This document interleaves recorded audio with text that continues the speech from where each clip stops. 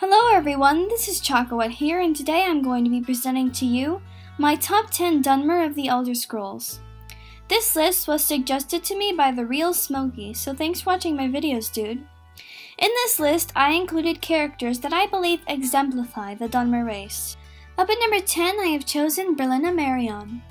She is a sweet and introverted apprentice at the College of Winterhold, and a descendant of a long line of powerful Telvanni mages.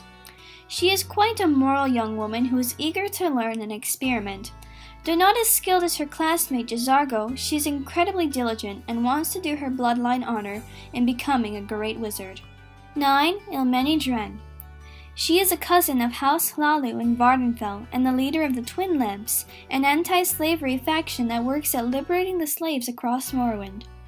She values loyalty and intelligence, but often clashes with the views of her uncle, Orvis, who is the kingpin of the Kimona Tong. She is the daughter of the Duke of Ebonheart, and has friendly ties with Thieves Guildmaster Gentleman Jim Stacy. 8. Neloth.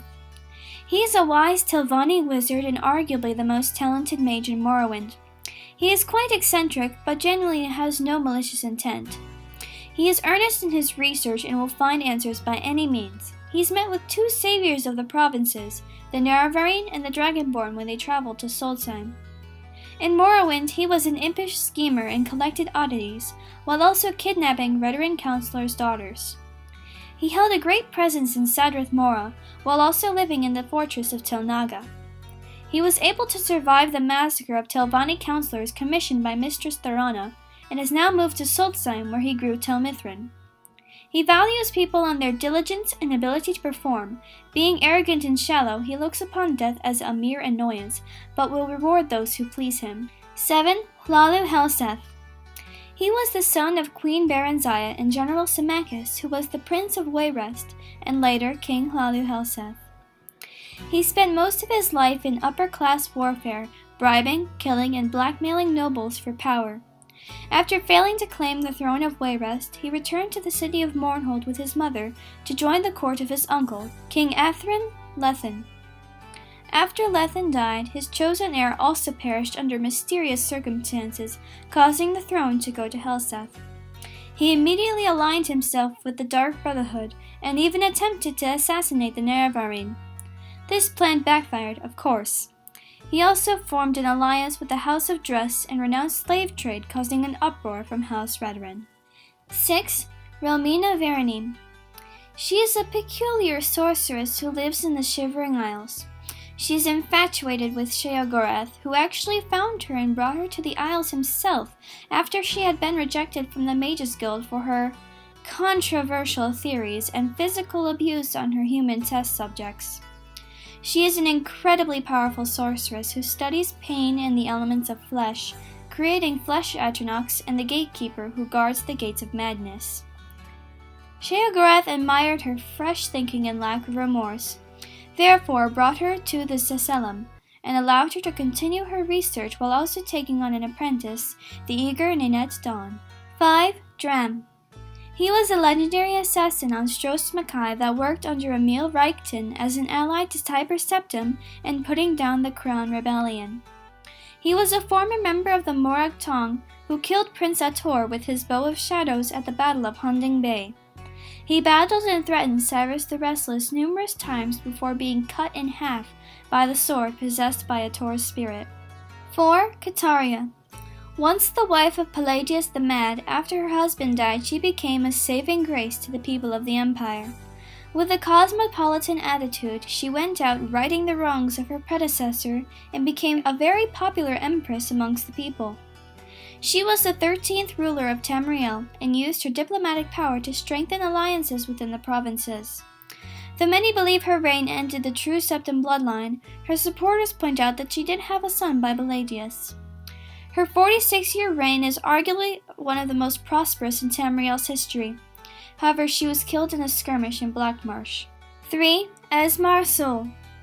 He was directly responsible for the Red Year because he prevented his wife from being used to power the Ingenium, a device powered by mortal souls that kept the Ministry of Truth afloat after Vivek disappeared from Vardenfell a short time after the Oblivion Crisis. Destroying the Ingenium, he sent himself and its creator, Wuhan, to Clavicus Vile's plane of oblivion, where they were trapped. Sol was kept there for many years. However, Vile soon grew bored of him, and he was able to escape to Azura's realm, Moonshadow. There, Azura nearly drove him mad with visions. But after many years, he was able to escape from Oblivion back to Mundus. Back home, Azura continued to send him visions, and he set out to Cyrodiil, where he aided the young Prince Atropus in taking down the infernal city of Umbriel. 2. Baron Zaya. She was the long-lived Queen of Morrowind and part of the royal family in Mournhold. After being banished when Tiber Septim conquered Morrowind, she was raised in Skyrim and joined the Riften Thieves Guild. A Dunmer general, Symmachus, then captured her and sent her to the imperial city, and where she spent time in the emperor's court. She'd had an affair with Tiber Septim and left her pregnant. Infuriated, he ordered the termination of the pregnancy and sent her to Morrowind, where she married Symmachus and bore 2 children, Helseth and Morgaya. After Symmachus died in a revolt in Morrowind, Baron Zaya and her children moved to Wayrest, where she married King Edwire. There, Baron Zaya established ties with Uriel VII, and Helseth and Princess Elisana battled over the throne to Wayrest. When Elisana ultimately inherited the throne, Baron Zaya and Helseth returned to Morrowind, where she became Queen Mother of Mournhold. It is assumed that she died sometime during the Red Year. And for number 1, I have chosen Saint Jiub. Saint Jiub the Eradicator was a saint of both the Tribunal and New Temples. In his early life, of which he deeply regrets, he was a low-grade freelance assassin who worked tirelessly to feed his skooma addiction. After clashing with a Morag Tong assassin over a contract for a high-ranking veteran, he was reported and taken to Vivec City, where he was convicted and sent to prison. He was released during the Mid-Third Era and transported to Vardenfell by vessel alongside the Nerevarine. During his time, he swore to himself that he would make amends and do right by those he wronged in his homeland. He then set to work eradicating Vardenfell of the Frumious Cliff Racers. Atop a trusted stilts rider, he rode through the ash wastes, hunting the creatures. One fateful day, he followed a rogue cliff racer up a mountainside and was greeted by a nest of them. He battled them for 2 days straight until collapsing into a death-like sleep. It was then he was rescued by Lord Vivec himself, who then granted him sainthood. Sadly, he died during the siege of ChakaWhat when working on his book, and his soul was sent to the Soul Cairn. I hope you've enjoyed my list and found it helpful. I've noticed a few people asking me about my favorite bands and music, so I've taken the liberty of making a public playlist where I have some of my favorite songs. I've also seen that many people want another Q&A, so I'm more than happy to oblige. Ask me about anything in the comments section, and I'll do my best to answer. Remember to like and subscribe. Bye!